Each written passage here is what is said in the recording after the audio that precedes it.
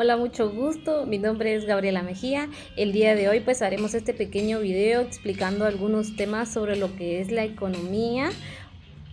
Estos temas pues incluyen lo que sería el intervencionismo, herramientas del intervencionismo, impuestos, lo que sería la política monetaria, las políticas fiscales keynesianas, el Banco Central, el Estado benefactor, inflación y deflación y otros temas más que en su momento se ha estado entendiendo en el transcurso de este tiempo que yo llevo estudiando. Entonces vamos a hablar primero sobre lo que es el intervencionismo. El intervencionismo es cuando el gobierno participa en la economía de un país para mejorar la situación general o poder resolver problemas específicos, como lo sería la pobreza o el desempleo. Las herramientas del intervencionismo son varias, las cuales tienen diferentes acciones. Podríamos hablar sobre estas herramientas, las cuales son regulaciones, subsidios, impuestos y beneficios fiscales y control de precios. Hablemos sobre lo que son los subsidios. Subsidios en su momento es una palabra que tiene mucho significado y que no conocía y no había escuchado hablar.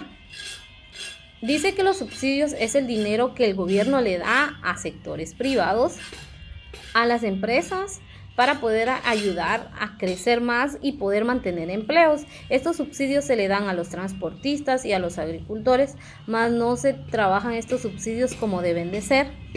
También vamos a hablar sobre lo que sería el libre mercado. El libre mercado es un sistema donde las empresas deciden producir sin que el gobierno intervenga mucho. Los precios de los productos y servicios se determinan por la oferta, lo que hay disponible, y la demanda, lo que la gente quiere comprar. En pocas palabras, un libre mercado es cuando la gente y las empresas tienen libertad para intercambiar bienes y servicios como les convenga más. También hablaremos sobre lo que es el tema de los impuestos. Los impuestos son conocidos y sabemos que se pagan, ¿verdad?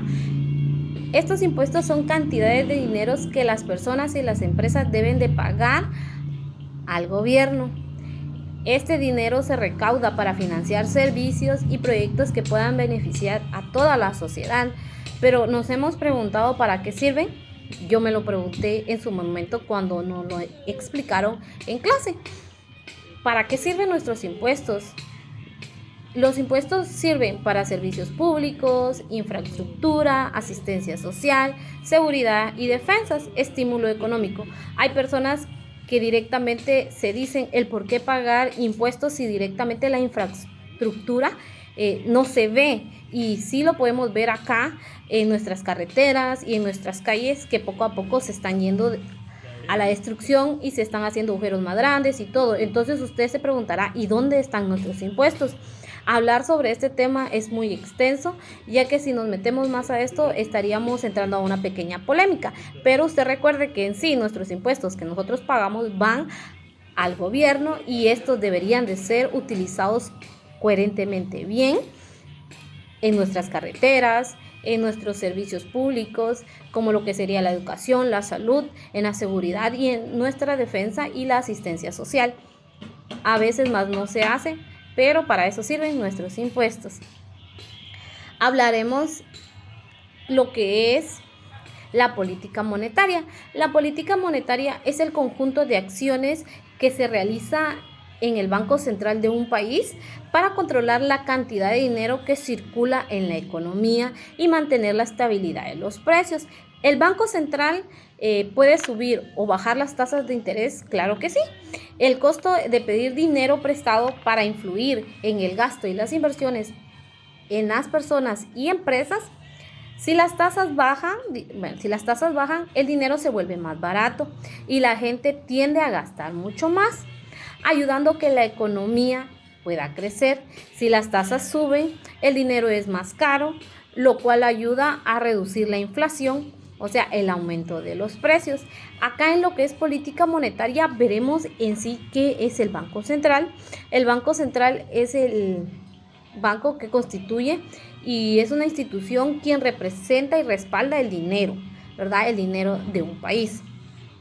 Este Banco Central en su momento se ve que es el que ve los bancos comerciales, ve sus tasas. El Banco Central ve la tasa referencial o preferencial para que se vean las tasas activas y las tasas pasivas en los bancos diversos.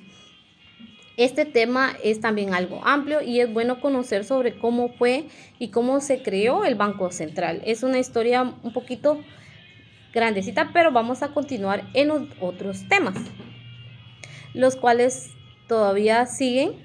Estaríamos hablando todavía sobre lo que es las políticas keynesianas. Son estrategias que el gobierno usa para impulsar la economía cuando estaba mal, especialmente en tiempos de crisis o recesión.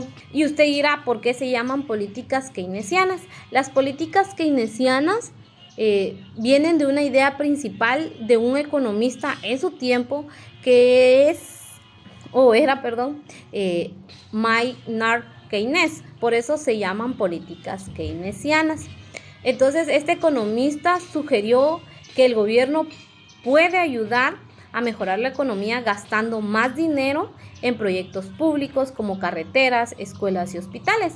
Estas políticas se basan en dos acciones claves: en aumentar el gasto público. ¿Y usted por qué? El gobierno interviene en proyectos que generan empleo, hacen que las personas tengan más dinero para poder gastar, a lo que impulsa el comercio y la producción de la economía. Reducir impuestos. Al bajar los impuestos, las personas y las empresas tienen más dinero disponible, lo que fomenta el consumo y la inversión. En sí, las políticas fiscales buscan que el gobierno gaste más o reduzca impuestos para que la economía se recupere y crezca en tiempos difíciles. Veremos también el tema de inflación y deflación. Vamos a ver qué significa inflación. La inflación es el aumento general de los precios. Cuando hay inflación, el dinero pierde el valor, lo que significa que con el mismo billete puedes comprar menos cosas que antes. Por el otro lado, la deflación es lo contrario, o sea, lo opuesto.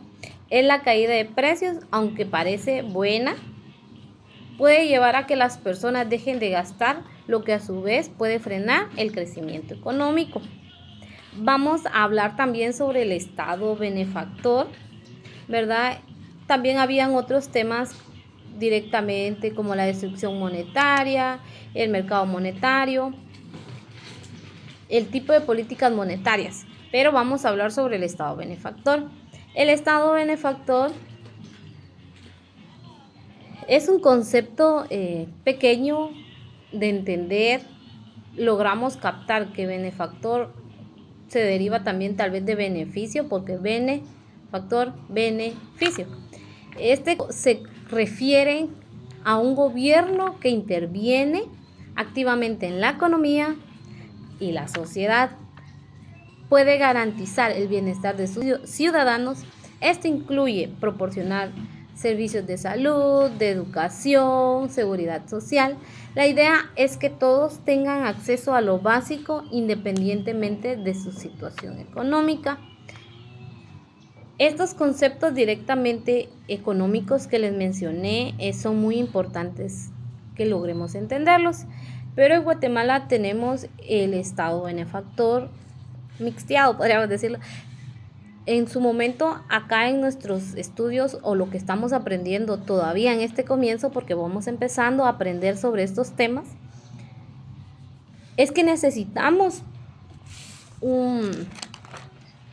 una filosofía libertaria. Quiere decir hacer más pequeño el Estado, ¿verdad? Hacer más pequeño todo este sentido de las corrupciones directamente, para que pueda la economía de Guatemala funcionar mejor. Si nosotros queremos ayudar a nuestra Guatemala, meternos a hablar sobre el tema de Guatemala es muy extenso. Meternos a hablar sobre la economía de Guatemala es algo grande y difícil de lograr explicar. Y en mi momento me gustaría tal vez explicarlo, pero cuando ya tenga mucho más conocimiento sobre economía. Pero sí, estos conceptos económicos son muy importantes porque debemos de saber y lograr entender cómo funciona nuestra economía. desde el intervencionismo, desde las políticas monetarias, hasta lo que son los impuestos y este estado de benefactor. Todos estos elementos están interconectados, están conectados directamente y afectan a nuestra vida diaria. En nuestra vida diaria, créanme que uno a veces dice cuando deja de estudiar, diversificado, o donde usted logra estudiar, dice, yo ya no, a mí si no me gusta matemáticas, yo ya no voy a volver a matemáticas, y es mentira, porque a usted donde vaya siempre va a topar matemáticas. Entonces, economía es lo mismo, economía usted a donde vaya siempre va a ver sobre economía. Todos estos temas que con anterioridad le pude explicar brevemente porque estoy aprendiendo y estoy logrando a conocer un poco sobre la economía, no solo de Guatemala, sino de diversos países, porque la economía en diversos países hay problemas económicos y se necesita bastante saber de esto para poder nosotros apoyar a nuestros países. Entonces, sí es importante, aprendamos, crezcamos y logremos apoyar conociendo más y cultivándonos en la economía. Este fue un pequeño video, espero les guste. Bendiciones.